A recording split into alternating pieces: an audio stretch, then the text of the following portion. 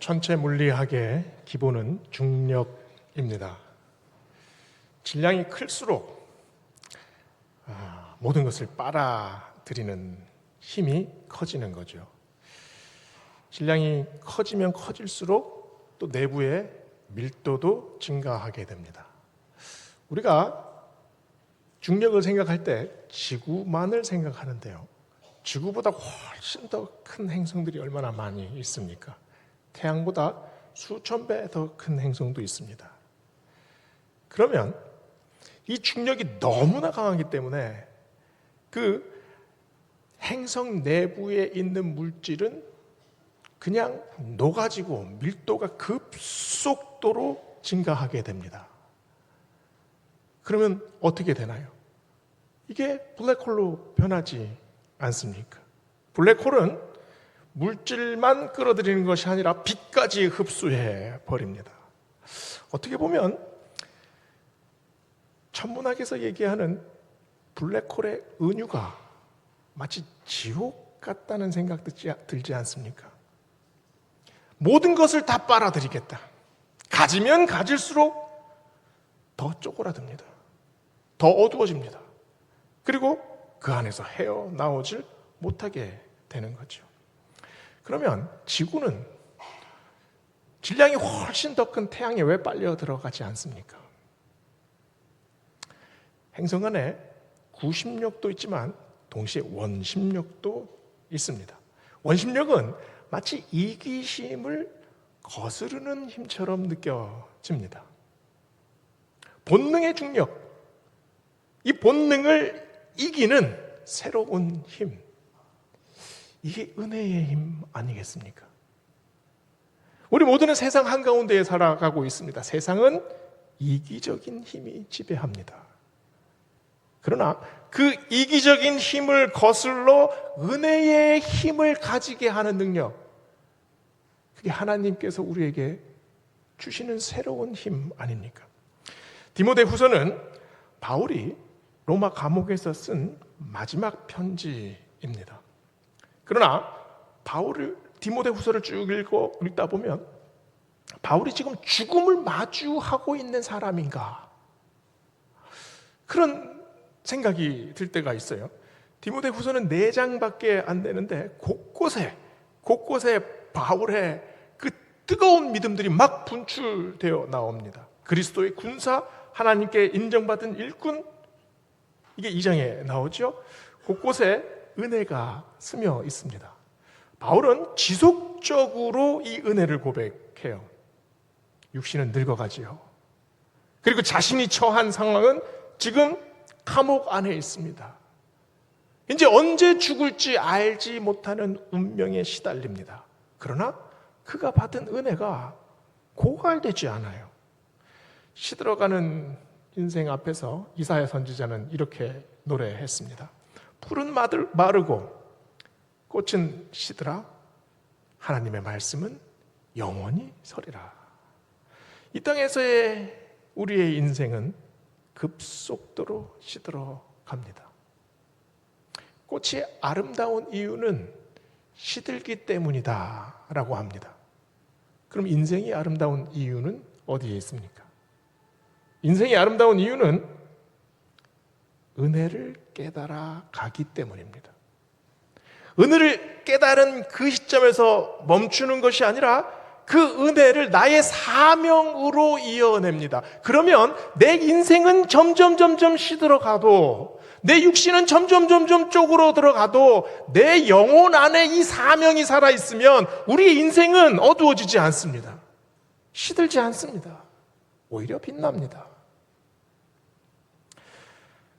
바울은 뜻밖의 은혜를 받은 사람입니다. 바울이 예수 그리스도를 대적한 사람 아닙니까?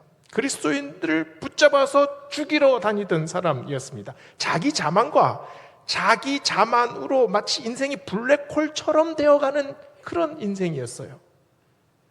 그런데 그를 예수님께서 왜 만나 주셨습니까? 바울이 경험한 은혜는 전혀 예측하지 못한 은혜였습니다. 마치 하늘에서 갑자기 뚝 떨어진 것 같은, 주님 왜 저를 만나 주셨습니까? 이해가 되지 않는 은혜지요. 그 은혜가 바울의 인생을 가득 채웠습니다. 그래서 그의 인생을 변화시키시고 다시 뜨겁게 달구시고 이끌어 가셨습니다. 이 마음으로 바울이 오늘 2절 말씀에서 자기가 아들처럼 생각하는 디모데에게 아주 간절한 마음으로 권면합니다. 너는 말씀을 전파하라. 때를 얻든지 못 얻든지 항상 힘쓰라. 범사의 오래 참음과 가르침으로 경책하며 경계하며 권하라. 무엇을 전파하라 말합니까? 말씀을 전파하라. 그 말씀의 핵심이 뭡니까? 은혜예요. 나 대신 죽으신 예수 그리스도, 십자가로 나를 살리신 그 은혜. 이렇게 악독한 인간을 주님께서 왜 살려주셨습니까? 왜 이끌어 주셨습니까? 이 고백이죠. 그래서 사도 바울은 때를 얻든지 못 얻든지 그 은혜의 사건을 전파하려고 합니다. 디모데 후서의 말씀은 죽음을 앞둔 한 노인네의 고백이 아닙니다. 그 인생이 시들어가기는커녕 점점 뜨거워집니다. 감옥 안에서 죽음을 기다리는 것처럼 보이나 그의 인생은 점점 새로워지고 있습니다. 그래서 바울은 6절에서 아주 특별한 메타포를 하나 사용합니다. 전제와 같이 내가 벌써 부어지고 나의 떠날 시각이 가까웠도다. 전제는 이 양의 피나 포도주를 제단에 쏟아붓는 그런 제사입니다. 창세기 35장에 보면 야곱이 형 에서를 피해서 이제 도망가지요. 그때 이 루스라는 곳에 도달해서 하나님을 만나요. 그리고 나서 돌단을 쌓고 거기에 자기가 생명처럼 여기는 그 기름을 들어서 콸콸콸콸콸콸 그 제단에 쏟아 붓습니다. 이게 전제입니다.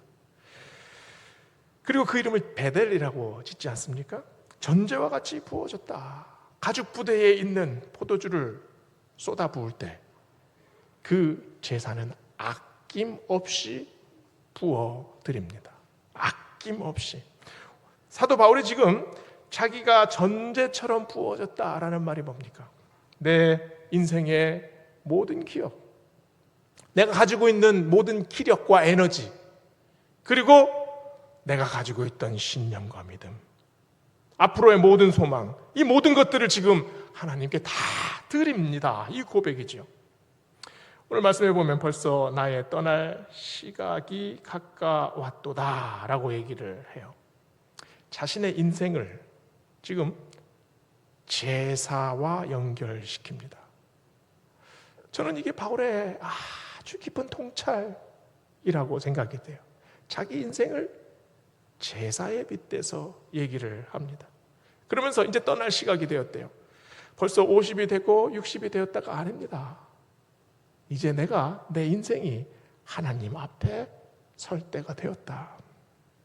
그리고 하나님이 부르시면 오늘이라도 나는 떠나야 한다. 이게 바울의 고백입니다.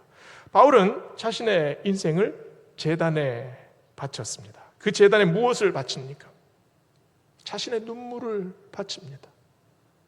젊었을 때 자신만을 위해 살았던 그 후회의 눈물, 죄인 중에 괴수였던 자신을 부르신 그 감사의 눈물, 그리고 미천하고 보잘것없는 인생을 하나님께서 복음을 위해서 사용하신 그 감격의 눈물 아닙니까? 그 제단에 무엇을 바칩니까? 땀방울을 바칩니다. 주님을 만나고 나서 사도 바울은 최선을 다해서 살았습니다.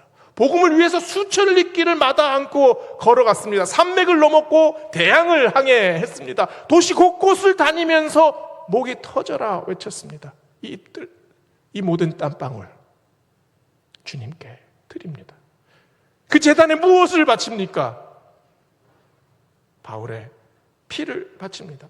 주님을 위해서 핍박받았습니다. 두들겨 맞았습니다. 쫓겨다녔습니다. 감옥에 갇혔습니다. 지금 이제 죽음을 앞두고 있습니다. 그러나 내가 여기서 죽더라도 나는 이 모든 것들을 주님께 바칩니다. 이 고백 아닙니까? 하나님께 드리는 전제와 같이 포도주가 담긴 그 병의 뚜껑을 따서 모든 것을 콸콸콸콸콸콸 다 쏟아내는 것처럼 나의 모든 사명의 땀방울, 내 안에 남아있는 모든 빗방울 하나까지 이제 주님께 드립니다. 엄청난 고백을 하고 있습니다. 2010년 오충원 대령은 신참 조종사 훈련을 위해서 F-15 전투기 조종석에 탔습니다. 대관령의 그 3,000m가 높은 그쪽에 그 구름을 확 뚫고 올라가서 다시 수직으로 이렇게 하강을 하면서 적기를 요격하는 훈련이었어요. 그런데 이 그 후배 조종사가 그만 조종 미숙으로 이 전투기가 흔들리면서 추락하기 시작을 합니다. 오대령은 그 긴박한 순간에 후배를 탈출시키고 끝까지 조종관을 잡다가 그만 비행기와 함께 순직했습니다. 장례식에서 그의 아내가 오대령이 썼던 편지를 읽었습니다. 그 편지는 얼마 전에 순직한 동료의 장례식에 갔다 와서 써놓았던 오대령의 그 일기였다고 합니다. 만약 내가 훈련 중에 죽으면 가족은 내 죽음을 자랑스럽게 생각했으면 좋겠다. 나의 장례를 부대장으로 치르는 이유는 나를 조국의 아들이라고 여기기 때문이다. 세상에 아무리 변하고 타락해도 군인은 군인이어야 한다. 조국을 위해 언제 어디서든 기꺼이 희생할 수 있어야 한다. 그의 동료의 장례식장에서 그는 자신의 죽음을 생각했습니다. 내가 만약 죽는다면, 이 말이 아니지 않습니까? 내가 만약 훈련 중에 죽는다면, 내가 만약 전투 중에 죽는다면 그는 항상 군인으로 죽으리라고 다짐했습니다. 숭고한 다짐입니다. 사도 바울은 오늘 본문 바로 앞부분에 디모데후서 2장 3절 4절에 이렇게 말합니다. 너는 그리스도 예수의 좋은 병사로 나와 함께 고난을 받으라. 병사로 근무하는 자는 자기 생활에 얽매이는 자가 없다. 그 이유는 병사로 모집하는 분을 기쁘게 하려 함이다. 사도 바울은 자신을 부르신 하나님의 뜻, 그 은혜를 절감했습니다. 그래서 죽음을 두려워하지 않았습니다. 전제와 같이 내가 부어지고 이제 떠날 시간이 가까웠다. 떠날 시간. 헬라 원어로는 아날리세오스라는 단어를 썼습니다. 닻을 올리고 출항하다라는 뜻입니다. 사도 바울이 이제 죽음이 다가오는 그 시간을 두려워하거나 초조하게 기다리지 않았습니다. 이제 순교의 시간이 시작된다. 내 인생의 모든 것을 이제 제단에 바치고 이제 하나님의 바다로 나아가겠다. 지금 이 고백 아닙니까? 어떻게 이렇게 담대할 수 있습니까? 나를 묶고 있던 이 땅에서 나를 묶고 있는 이제 모든 밧줄을 다 풀고 이제 나는 저 미지의 바다, 그 바다가 어느 바다입니까? 부활의 바다입니다. 하나님의 품입니다. 새로운 생명이 시작되는 그 시작점, 그쪽으로 갔다. 과감하게 그 바다로 진입하는 사도 바울의 마음을 볼 수 있습니다. 그러나 사도 바울의 인생이 천국만 바라보는 인생이었습니까? 이 땅에서의 인생에 바울은 최선을 다해 살았습니다. 전제와 같이 부어지는 인생이 되려면 선한 싸움을 싸워야 합니다. 7절에 사도 바울은 믿음의 아들 디모데에게 자신의 그 진심을 보여주죠. 나는 선한 싸움을 다 싸우고 달려갈 길을 마치고 믿음을 지켰다. 바울의 유언과도 같은 말씀입니다. 내가 비록 연약했지만 내 인생에 수없이 많은 흠결이 있지만 내가 수도 없이 넘어지고 쓰러졌지만 그 모든 순간은 싸움이었다. 내가 넘어질 때도, 내가 엎어져서 꼼짝도 못하고 숨도 못 쉴 때도, 내가 다시 일어설 때도 그때 믿음을 지키려 했었다.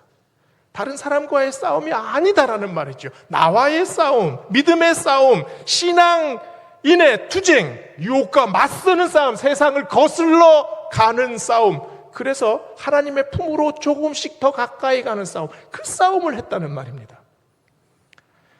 선한 싸움은 생존 경쟁이 아닙니다. 누군가를 넘어뜨리는 싸움도 아닙니다. 나 혼자 살아남겠다는 싸움도 아닙니다. 세상 사람들은 알 수 없는 싸움이죠. 나를 이기는 싸움, 믿음을 지키려는 싸움, 사탄과 맞서는 싸움, 세상을 거슬러 올라가는 싸움, 하나님이 기뻐하시는 싸움, 정말 좋은 싸움입니다. 이 싸움에서 우리는 무너지기도 합니다. 실패하기도 합니다. 완전히 절망에 빠지기도 합니다. 어쩔 수 없는 죄인이구나, 이 고백이 저절로 흘러나오기도 합니다. 그러나 이 싸움이 없이는 거룩함도 없습니다. 선한 싸움은 불신과 대적하는 싸움입니다. 내 안에서 스며나오는 그 허무와 허망함을 이겨내려는 싸움입니다. 정말 하나님 계십니까? 이 질문이 나도 모르게 새어나올 때도 있습니다.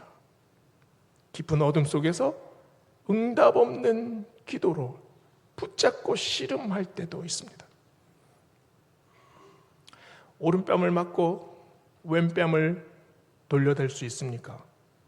오리를 가자 하면 심리까지 따라갈 수 있습니까? 아무것도 염려하지 말고 오직 모든 일에 기도와 간구로 하나님께 간구할 수 있습니까? 불안해하지 않을 수 있습니까? 비교하지 않고 비교당하지 않을 수 있습니까? 원수를 사랑할 수 있습니까?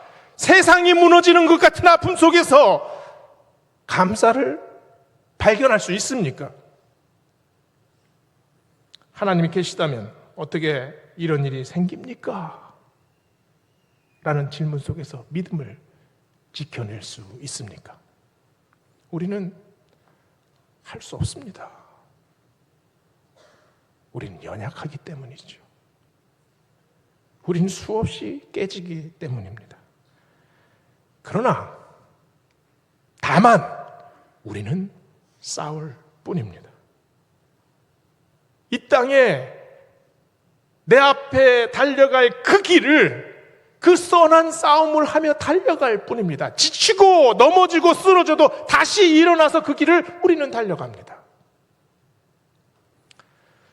유명한 국제 마라톤 대회들이 있죠. 매년 수천 명의 사람이 참석을 합니다. 이 수천 명의 사람들이 다 1등을 하려고 그 대회에 참석하는 걸까요? 아마 그 순위에 들고자 하는 사람은 수천 명의 사람들 중에서 10명도 안 될 겁니다. 그러면 왜 참석합니까? 마라톤 중계를 보면 정말 세계적인 선수들이 막 뛰어와서 결승전을 탁 통과를 하고 나서 힘이 넘쳐나서 막 덤블링하고, 그럼 우리가 감동받습니까? 우리는 감동받지 않아요. 언제 감동받습니까? 땅이 이글이글거리는 그 무더위에 땀을 뻘뻘 흘리면서 비틀비틀비틀 걷다가 팍 쓰러지고 다시 일어서서 또 걷다가 팍 엎드려서 한참 있습니다. 모든 사람들이 집중해서 봐요. 과연 일어날 것인가? 아니면 그냥 포기할 것인가?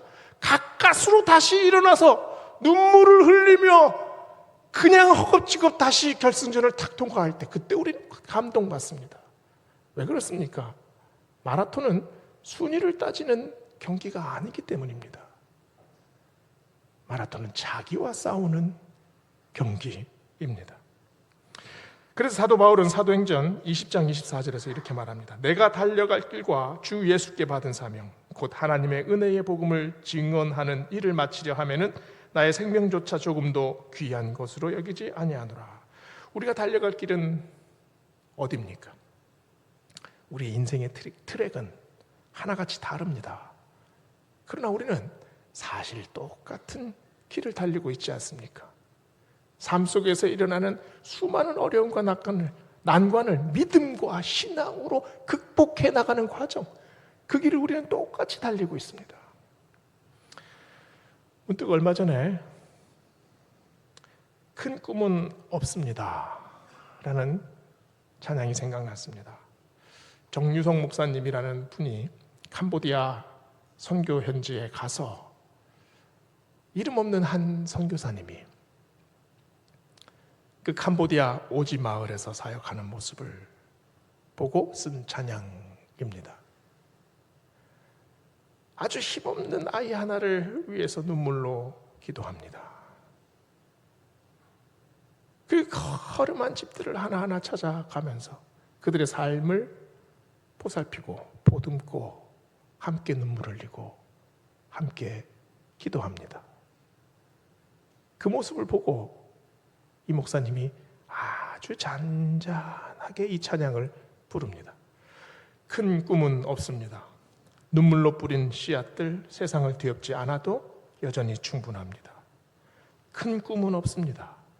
맡겨주신 영혼들 그들을 사랑하고 섬기면 그것만으로 충분합니다. 그래도 한 꿈은 있습니다. 생명의 말씀을 안고 푸른 들판을 사는 이들 그 안에 꿈을 봅니다. 한 꿈은 있습니다. 하늘 보자 버리고 낮아져 이 땅에 오신 주님만이 나의 꿈입니다. 우리가 달려가는 꿈, 내 인생에서 뭔가 위대한 일을 성취하려 합니까? 내가 지금까지 달려온 길을 돌아보면 우리가 성취한 것 그리 많지 않습니다.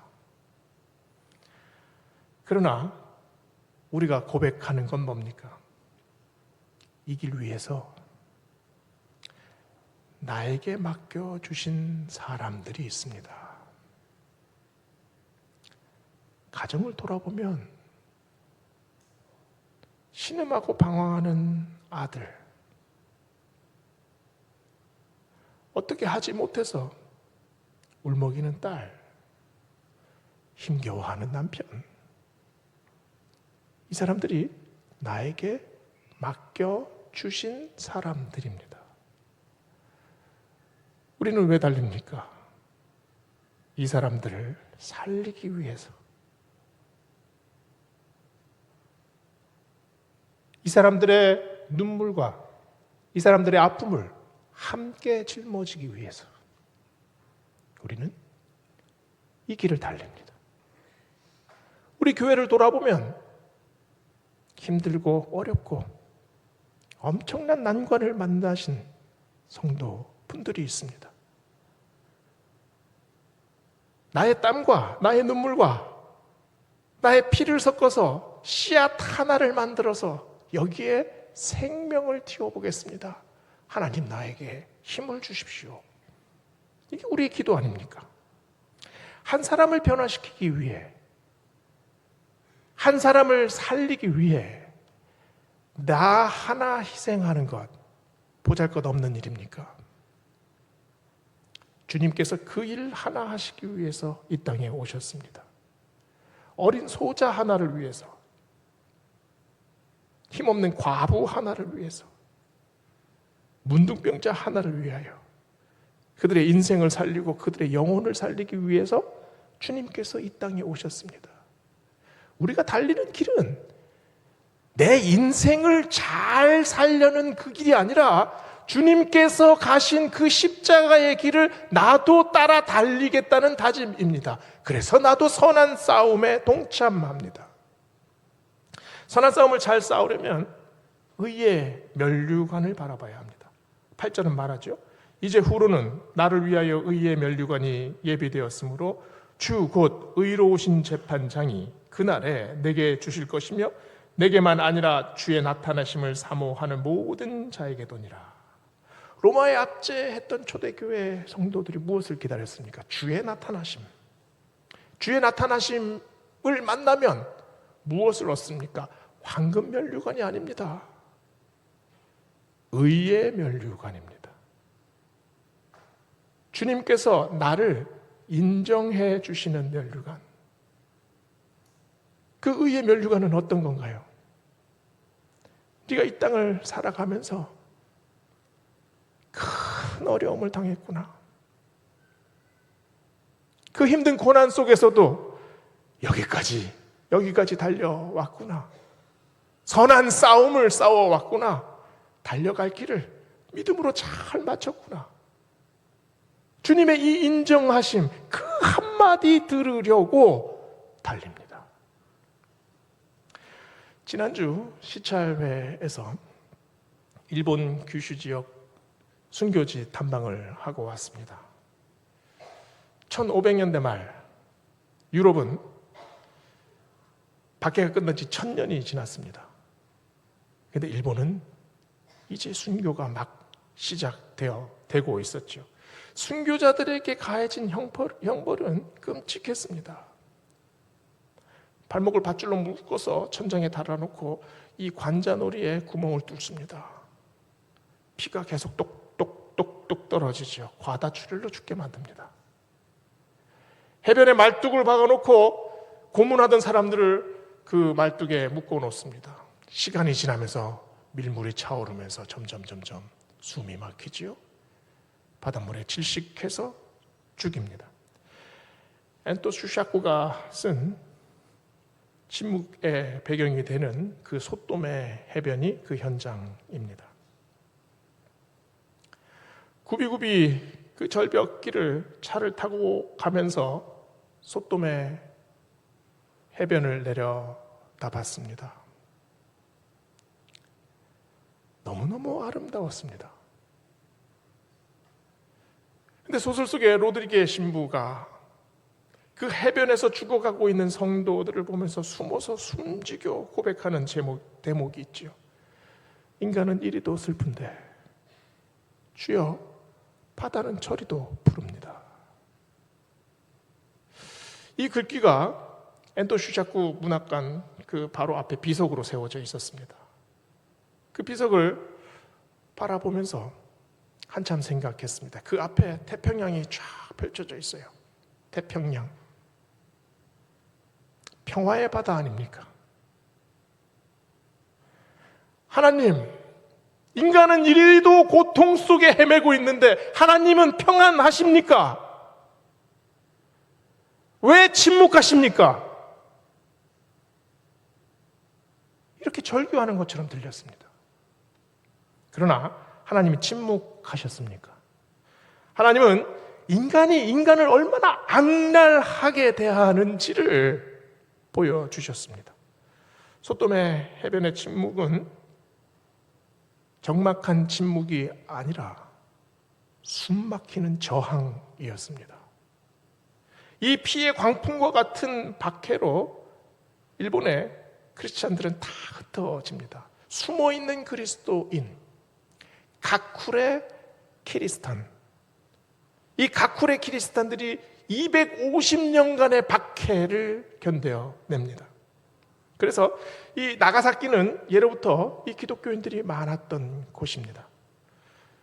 이곳은 26명의 순교자들이 교토에서부터 수백 킬로를 끌려와서 나가사키 언덕에서 십자가형을 받은 그런 순교지예요. 그래서 이 가쿠레 키리스탄의 후예들이 나가사키 마을에 그 신앙 공동체 마을을 만들었습니다.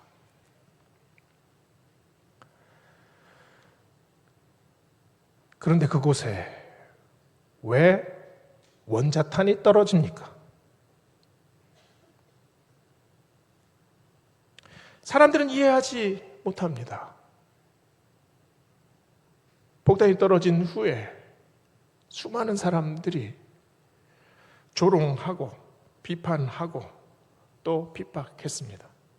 나가사키 그리스도인들은 자신들도 피해를 입었지만 그 도시 곳곳을 다니며 사람들을 치료하기 시작했습니다. 그들을 붙잡고 기도했고요. 무너진 교회 속에서 함께 예배를 드렸습니다. 일본에는 이런 말이 있다고 합니다. 분노의 히로시마, 기도의 나가사키. 이해하지 못하는 재앙, 감당할 수 없는 슬픔, 그걸 당한 사람들은 자신의 마음을 주체하지 못합니다. 그러나 나가사키의 성도들은 기도했습니다. 그들은 폐허가 된 그 도시를 걸었습니다. 자신들도 이해하지 못합니다. 하나님이 계시다면 도대체 왜 이런 일이 우리에게 생깁니까? 수없이 질문했을 겁니다. 그러나 그 질문을 마음에 품고 계속해서 걷습니다. 그 기도를 삶으로 녹여냅니다. 자기보다 더 아픈 사람들을 보듬어 가기 시작합니다. 나가사키 그리스도인들의 기도가 누구의 기도입니까? 어두운 카타콤에서 드려진 기도, 죽음의 콜로세움에서 드려진 기도, 화영장 앞에서 드려진 얀후스의 기도. 원수를 어떻게 사랑합니까? 새벽마다 몸부림치면서 하나님께 울부짖었던 손양원 목사님의 기도. 그 탄식은 욥의 탄식이고 유대인의 학살을 마주한 탄식이고 그리고 우리 각 개인이 마주한 나의 불행, 나의 재앙 앞에 선 우리의 탄식이기도 합니다. 그러나 그리스도인들은 여기서 다시 일어납니다. 어떤 고난과 어려움 앞에서도 우리에게 임하는 신비한 능력이 있기 때문입니다. 그 신비한 능력이 어떤 능력입니까? 세상의 그 이기적인 중력을 뚫고 올라오는 하나님의 은혜. 아무리 절망적인 상황 속에서도 감사를 발견해내는 은혜. 그 은혜로 우리가 다시 일어납니다. 우리가 달려갈 길은 바로 이 길입니다. 아무리 힘들고 아무리 어려워도 쓰러지고 또 쓰러져도 다시 일어나는 그 은혜. 그 은혜가 우리에게 임합니다. 하나님이 우리를 사랑하시기 때문입니다. 사도 바울이 오늘 말씀에서 한 고백이 뭡니까? 내 인생이 전제와 같이 부어졌다. 그러나 나는 선한 싸움을 싸우며 여기까지 달려왔다. 우리의 인생을 돌아봅시다. 우리 인생이 순탄했습니까? 숱하게 많은 어려움을 이기고 헤치고 여기까지 왔습니다. 앞으로 달려갈 길은 더 힘들 수 있습니다. 그러나 우리에게는 하나님이 계십니다. 아무리 어둠 속에서도 우리를 위로하시고 쓰러져 있는 우리의 영혼을 일으키시는 그 은혜를 바라보며 우리가 오늘도 걷고 오늘도 달립니다. 기도하시겠습니다.